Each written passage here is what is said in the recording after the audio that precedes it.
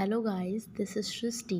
आपके लिए एक न्यू वीडियो लेके आई हूँ। सॉरी फॉर लेट, काफ़ी टाइम बाद बनाई है, बट मैं ना आपको एक नई सब्जेक्ट की नॉलेज देने आई हूँ। इसमें एक नया सब्जेक्ट है जेनेटिक्स।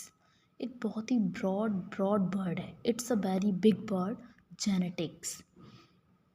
तो हम इसके बारे में स्टडी करेंगे और कुछ बेसिक टर्मिनोलॉजीज़ के बारे में जानेंगे। तो जीन्स, जैसा कि आप जानते ही होंगे, जीन्स का मतलब अब ये मत समझना जो हम लोग पहनते हैं वो वाला जीन्स। खैर, ये तो हम लोग 10th मतलब 9th टू 11th 12th में तो पढ़ ही लेते हैं मोस्टली जीन क्या है। चलिए, फिर भी हम आपकी नॉलेज बढ़ाने के लिए थोड़ा सा और बेसिक लेवल से समझाते हैं और थोड़ा आगे की तरफ जाते हैं। तो चलिए, सबसे पहला वर्ड है हमारा जीन। जीन का मतलब क्या होता है और ये कैसे क्या वर्क करता है। तो इसमें लिखा है, it is defined as functional and physical unit of heredity. अब ये हमारी फंक्शनल और फिजिकल यूनिट को डिफाइन करता है। अब आप लोग सोच रहे होंगे फंक्शनल मतलब जैसे कि हमारी बॉडी कैसे वर्क करेगी, कैसे हमारी फिजियोलॉजिकल कैरेक्टर्स बनेंगे, जो भी हमारी बॉडी का अपीयरेंस होगा वो कैसा होगा। ये डिपेंड करता है बेसिकली हेरिडिटी पे है। अब आप लोग सोच रहे होंगे कि हेरिडिटी क्या है। हेरिडिटी वो होती है, हेरिडिटरी करेक्टर्स वो होते हैं जो हमें हमारे पेरेंट्स से मिलते हैं। बोलते हैं ना, ये तो तुम्हारे खानदान में है।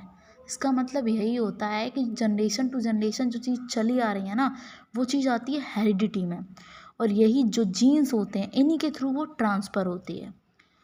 Passed from parents to offspring लिखा है ना, मतलब पेरेंट्स से बच्चों में जो चीज़ जाती है वो जीन्स ही होते हैं।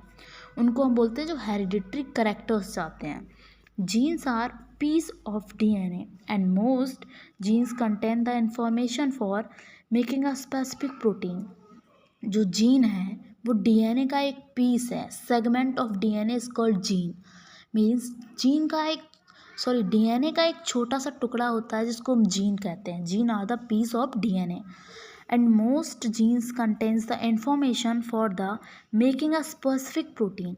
प्रत्येक जीन के पास एक स्पेसिफिक प्रोटीन होता है कि वो किस चीज़ को डिज़ाइन करेगा। अगर वो आँख का कलर बताएगी तो वो सिर्फ आँख का ही कलर बताएगी।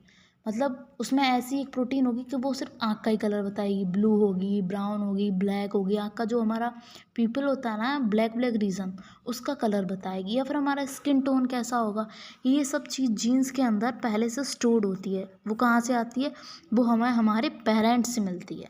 ओके, चलिए अब हम सेकेंड वर्ड पे आते हैं। इट इज़ कॉल्ड जीनोमिक्स, जो कि है genomics is relatively a new term. ये एक नया शब्द है that describe the study of a person's genes. ये भी एक वर्ड है जेनेटिक्स का ही, जिसमें हम जीन्स की स्टडी, पर्सनस के जीन की स्टडी करते हैं, इंक्लूडिंग इंट्रैक्शन ऑफ दो genes with each other and person's environment. इससे कि हम क्या करते हैं, जो जीन्स का इंटरेक्शन होता है, जीन्स का इंटरेक्शन होता है, उसकी स्टडी करते हैं। जैसे फॉर एग्जांपल आप समझ लीजिए, capital T and small T both are genes for tallness and T is dominant allele. But जो टी है ना, इसमें ये एक तो कैपिटल है और एक स्मॉल है, बट इसमें जो कैपिटल टी है ना वो डोमिनेंट करेगा स्मॉल टी पे डोमिनेंट कर जाएगा। मतलब अगर इसका ऑफस्प्रिंग बनाएंगे ना तो वो टॉल ही आएगा, क्योंकि यहाँ पे टॉल है, वो डोमिनेंट जीन है, डोमिनेंट एलीली है। ओके, समझ गए। तो चलिए अब हम अपने थर्ड वर्ड पे आते हैं। This is called genetic disorder. It is a disease caused in whole or in part by a variation or mutation of gene. Genetic disorder का मतलब होता है या तो जीन में इम्पार्ट मीन्स हल्का फुल्का कोई चेंजमेंट आया हो, या फिर होल मतलब पूरी तरीके से एक जीन म्यूटेट हो गई हो। म्यूटेशन का मतलब होता है एबनॉर्मल सेल्स, मतलब कि जैसे डेवलप हो जाती हैं कैंसरस सेल्स, वो एबनॉर्मली ग्रोथ करने लगती हैं, उसी के हिसाब से एक वर्ड है म्यूटेशन। म्यूटेशन का मतलब होता है जीन में कोई खराबी आ जाना, तो उस चीज़ को बोलते हैं म्यूटेशन। तो हमें जो हमारे पेरेंट्स से हेरिडिटरी करेक्टर्स मिलते हैं, जो हमें पेरेंट्स से ही मिलते हैं, और उनके थ्रू जैसे कि डायबिटीज़ है, शुगर है और कैंसर जैसी बीमारियां जो कि आजकल जेनेटिकली डिफाइंड है कि वो हमें हमारे पेरेंट्स से मिल सकती हैं, वो हमें हमारी जनरेशन में शो कर सकती हैं। अगर हमारे पेरेंट्स को कोई बीमारी है, जैसे कि हमारे पेरेंट्स को अगर, सबसे बेस्ट एग्जांपल है शुगर वगैरह है, शुगर है तो हम लोगों को वो या फिर कोई हार्ट डिजीज़ है, तो उसके पूरे पूरे चांसेस रहते हैं कि वो हमें भी हो सकता है, हमारी जनरेशन में भी जा सकता है। अगर मान लो हमारी जनरेशन में वो शो नहीं हुआ, मान लीजिए, तो वो हमारे बच्चों की जनरेशन में भी जा सकता है। कभी कभी ना हम एज अ कैरियर भी वर्क करते हैं। कुछ चीज़ें हमारी जनरेशन में शो नहीं होती हैं, बट जब हमारी शादी होती है, हमारे बच्चे होते हैं, उनकी जनरेशन में वो चीज़ शो कर जाती है। तो अब हम अपने नेक्स्ट वर्ड पे आते हैं, जिसको बोलते हैं हम एलओबी।